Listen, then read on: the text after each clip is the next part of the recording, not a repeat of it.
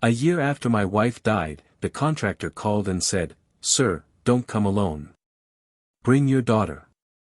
When we saw what was hidden behind the wall, my heart stopped. The call came while I was standing in the church parking lot, staring at the stained glass window where my wife's memorial photo still sat like it belonged to another life. My phone buzzed. Unknown number. I almost ignored it, until the voicemail preview popped up. "Mr. Hale. This is Jonah from Meridian Renovations.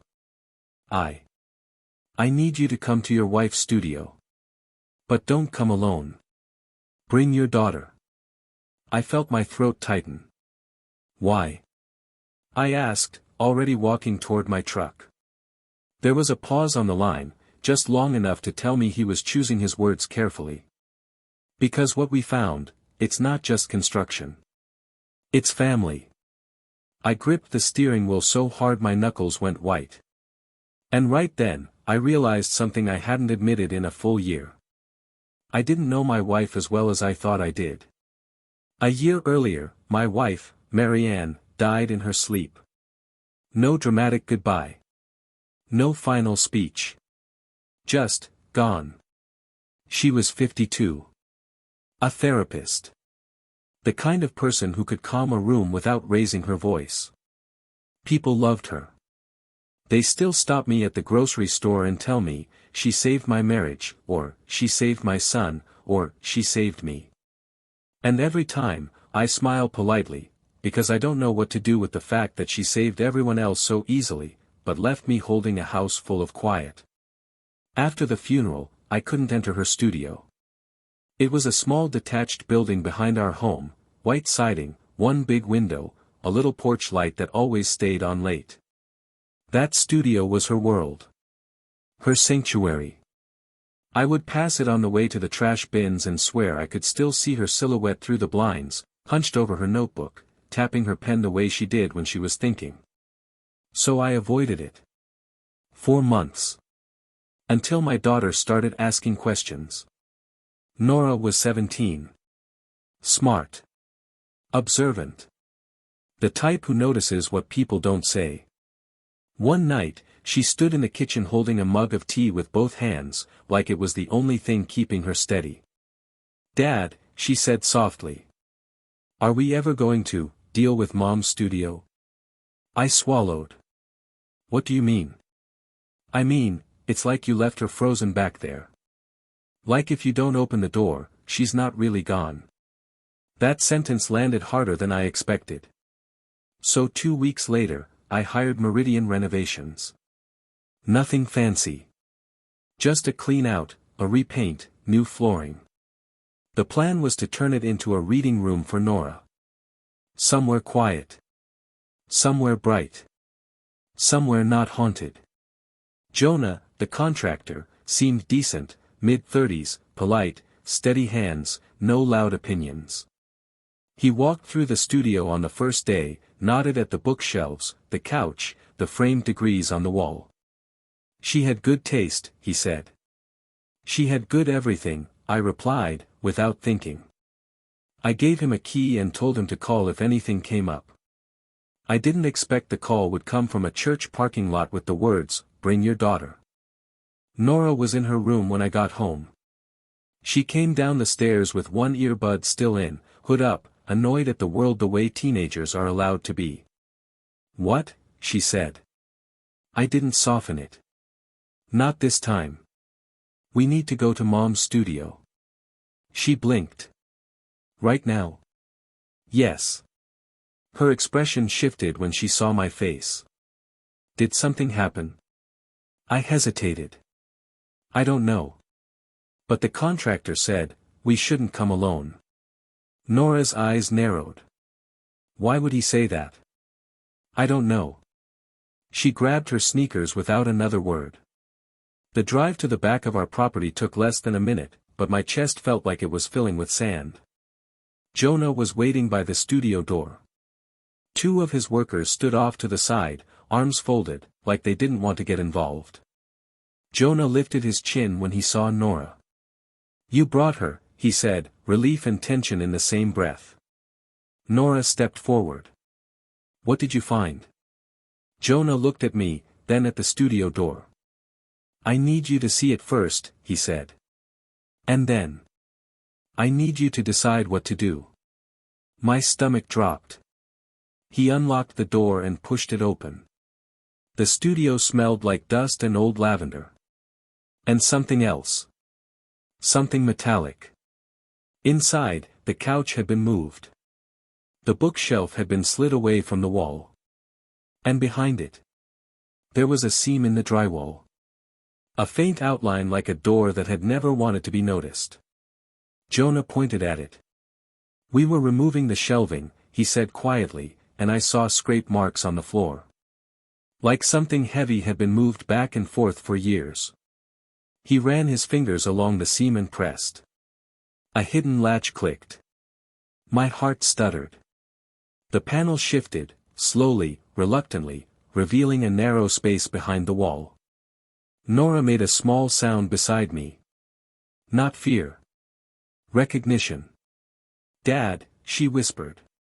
Inside that hidden space was a small storage room. Not big.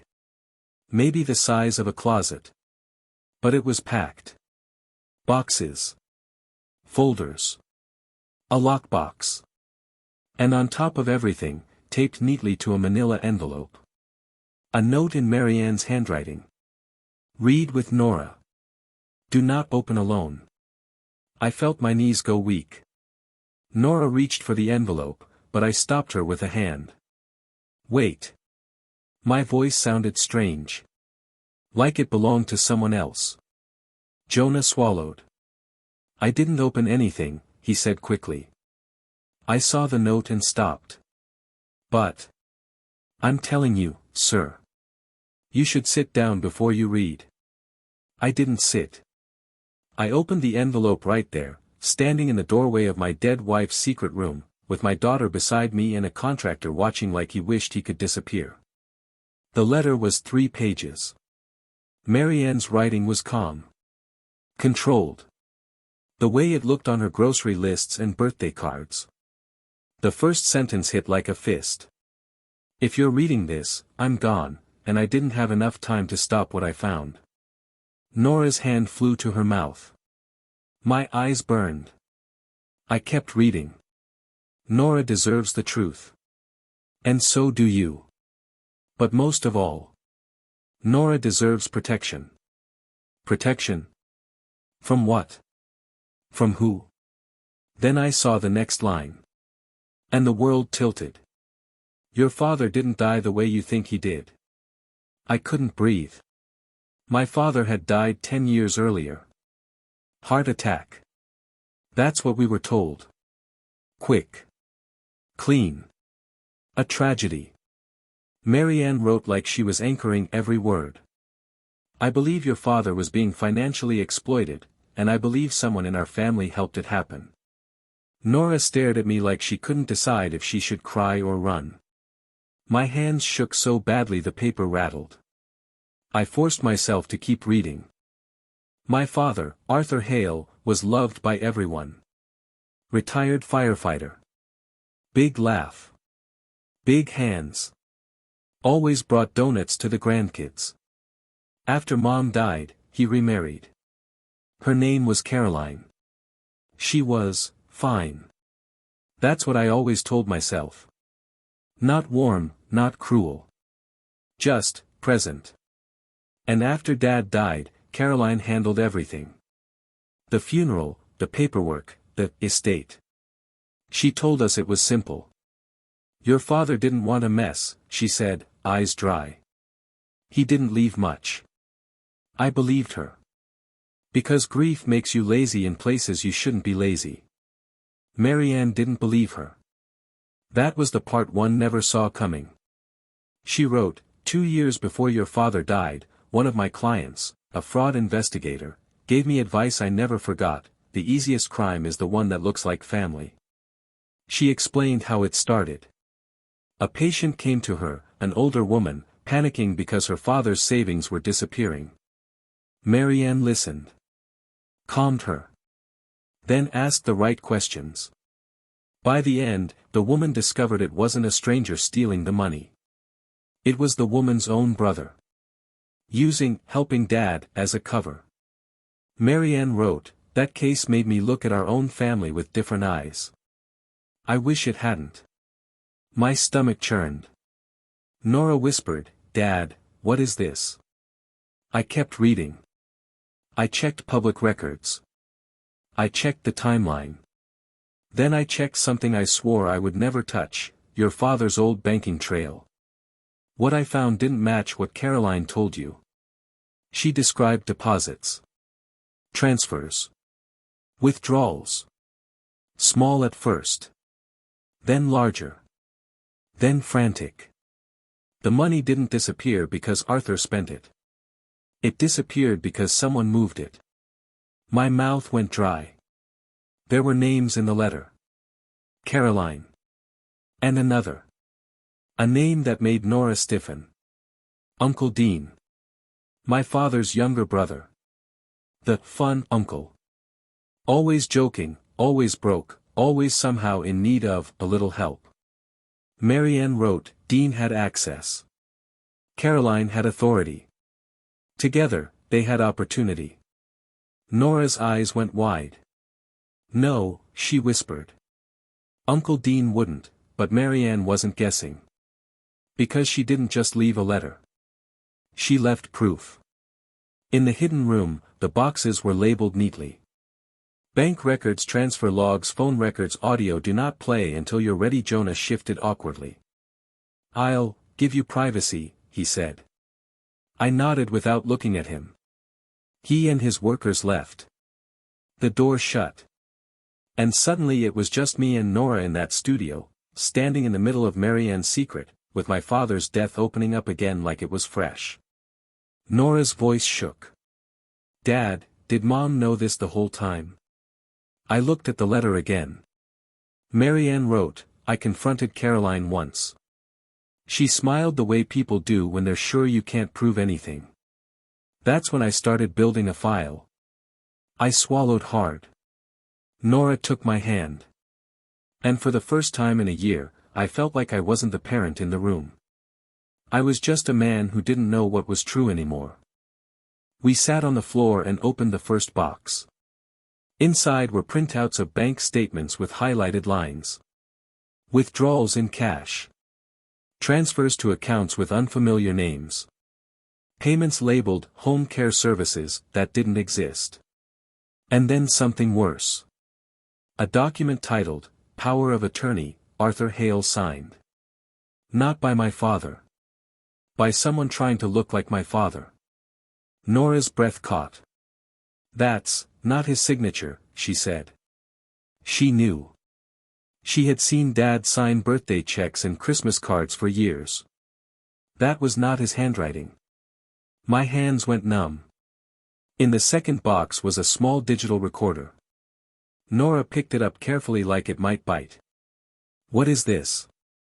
I stared at it, then at Marianne's label on the tape. Caroline, kitchen, April 12th. I didn't want to press play. Because pressing play meant the world would change. But Marianne had written, if you're listening, it means I'm not there to protect you. So you have to be brave for me. Nora looked at me. Play it. So I did. At first, just background noise. Then Marianne's voice. Soft. Calm. Caroline, I need you to tell me the truth about Arthur's accounts. A pause. Caroline laughed, low and smooth. Oh, Marianne. You always were dramatic. Marianne didn't rise to it. Did you move money from his savings? Another pause. Then Caroline's voice again, sharper. He was confused. He didn't know what he was signing half the time. Nora's face went pale. Marianne, so you admit you had him sign things he didn't understand? Caroline, I'm saying I did what I had to do. Marianne, for what? And then Caroline said something that made my stomach twist. For survival. Dean was going to ruin everything if I didn't keep him calm. Nora whispered, oh my God, Caroline continued. He needed money. Arthur wouldn't give it. Arthur was stubborn. So yes, some things were rearranged. Rearranged. Like my father's life was furniture. Marianne, did Arthur know? Caroline scoffed. Arthur knew enough to be scared. There was silence, then the sound of a glass setting down. Caroline's voice got colder. You think you're some hero, Marianne? A little therapist playing detective? Marianne, I'm his daughter-in-law. And I loved him. Caroline, then you should stay out of it. Because if you tear this open, you'll destroy your own family. My fingers tightened around the recorder. Nora's eyes filled with tears. Marianne's voice stayed steady, but I could hear something underneath it. Fear. Not for herself. For us. Marianne, Dean forged a power of attorney. That's a crime. Caroline, prove it. Then Caroline said, and even if you do, who do you think they'll believe? The grieving widow, or you? The recording ended with a door closing. Nora sat frozen. My heart was pounding. My wife, my calm, gentle wife, had been walking around with this knowledge in her chest, smiling through holidays, sitting at family dinners, letting people pass the potatoes, while knowing someone had stolen from my father and expected to get away with it. And she didn't tell me. Not because she didn't trust me. Because she was building something stronger than anger. A case. For 2 hours, we went through the files. Everything was organized like Marianne was still alive, like she might walk in any second with tea and tell us to breathe. There were screenshots of text messages from Dean asking Caroline for another transfer. There were photos of Dean's new motorcycle, taken the same week my father's accounts were drained. There was even a timeline. A clean, brutal timeline. Then we found the last envelope. This one had only 2 words written in Marianne's handwriting. The final step inside was a single page. A plan. Marianne had scheduled a meeting with a detective. A specific date. A week after she died. My throat closed. Nora stared at it. Mom was going to report them. Yes, I whispered. But she died before she could. Nora's voice cracked. So what now? I looked at the page again. At the bottom, Marianne had written, if you're holding this, please do not try to handle it alone. Use the evidence. Let the system do what it's supposed to do. And whatever happens, don't let Nora carry this by herself. I took a long breath. Then I did the hardest thing I've ever done. I called the detective whose name was on the page. His name was Detective Ramos. He answered like someone who's heard too much. When I said my name, there was a pause. Marianne Hale's husband, he asked. Yes. Another pause, heavier. I was expecting her, he said quietly. She never showed. My voice shook. She died. I know, he said. I saw the obituary and I figured. I swallowed. She left evidence, I said. A lot. The silence on the line was sharp. Mr. Hale, Ramos said slowly, are you safe right now? I looked at Nora. She was staring at me, trembling but steady. I think so, I replied. Good, Ramos said. Because if what you're saying is what I think it is, you need to bring that evidence in, today. Nora squeezed my hand. And for the first time since the funeral, I felt something besides grief. I felt direction. We didn't call Caroline. We didn't call Dean. We didn't warn anyone. We loaded the boxes into my truck and drove straight to the station. Detective Ramos met us in a small interview room. He didn't act surprised when he saw how organized everything was. He just nodded slowly, like he was finally seeing the end of a story he'd been waiting to finish. Marianne did this right, he said, flipping through the timeline. She built it clean. Nora's voice was small. Will they go to jail? Ramos looked at her, then at me. That depends, he said carefully. But this is strong. Very strong. He paused. And if your wife recorded admissions, it gets even stronger. I nodded. We have recordings. Ramos exhaled slowly. Okay, he said. Then this is no longer a family argument. This is a criminal investigation. He leaned forward. I need to ask you something, Mr. Hale. What? Why do you think she hid it behind a wall? I didn't answer right away. Then Nora whispered, because she knew someone might come looking. And I felt ice run down my spine. Because Nora was right. Marianne didn't just hide it from me. She hid it from them. That night, I didn't sleep. I kept imagining Caroline's smile. Dean's laugh. The way they acted at Dad's funeral. The way Caroline hugged me and told me, Arthur loved you like a son. And I thought about Marianne, watching all of it, carrying the truth like a stone inside her chest. At 2:14 a.m., my phone buzzed. A message from an unknown number. Stop digging. Let the dead stay dead. My blood went cold. Nora was asleep on the couch, wrapped in a blanket. I stared at the screen. Then I did exactly what Marianne would have done. I took a screenshot. I forwarded it to Detective Ramos. And I started locking every door like grief wasn't the only thing that could enter a home. 3 days later, Caroline showed up at my house. No call. No warning. She stood on my porch in a beige coat like she was visiting a neighbor for sugar. I opened the door but didn't invite her in. She looked past me, eyes scanning like she was checking for Nora. Martin, she said softly. We need to talk. I kept my voice calm. No, Caroline.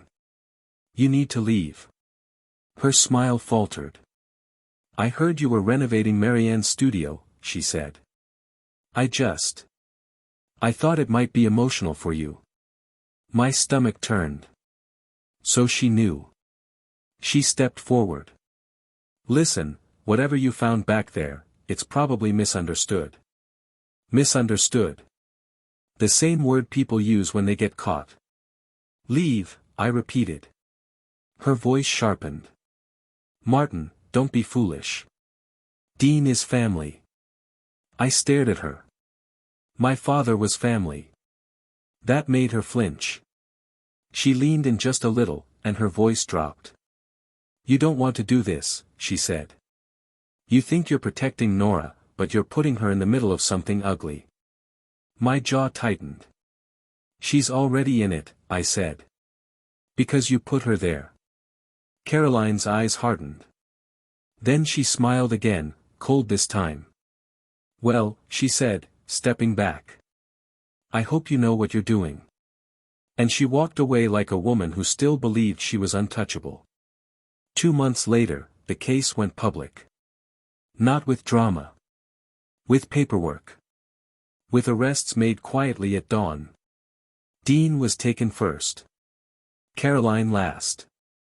Detective Ramos called me when it happened. You were right not to warn them, he said. They were preparing to move funds overseas. I hung up and sat in silence.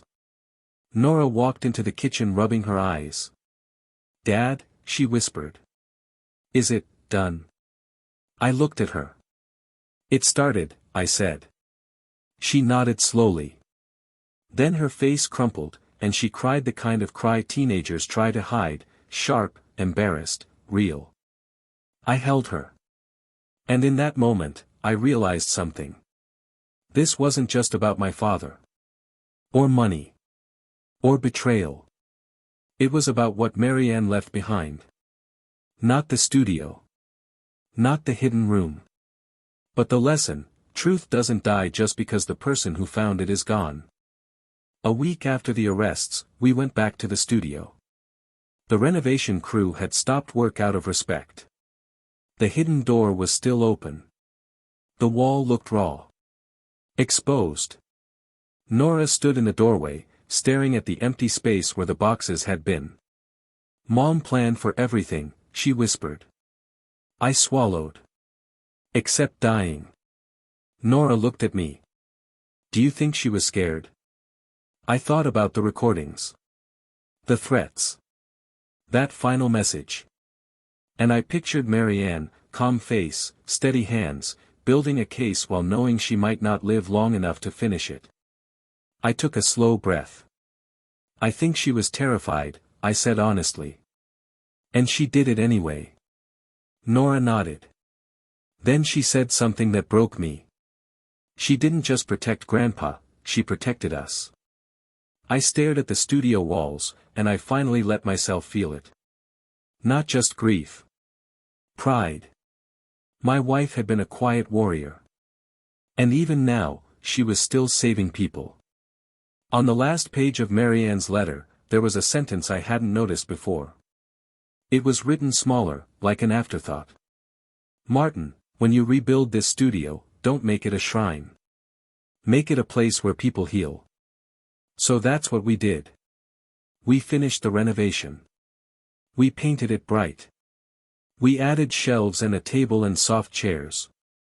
And on the wall, we hung one framed quote, Marianne's handwriting copied exactly, "You don't owe silence to the people who hurt you." Nora started inviting friends over to study. Sometimes she'd sit alone with a book. Sometimes she'd talk to me about college and life and how grief changes you. And some nights, when the porch light glows on, I swear the studio looks alive again. Not haunted. Alive. Because the truth doesn't just expose darkness. Sometimes. It gives you a way back into the light.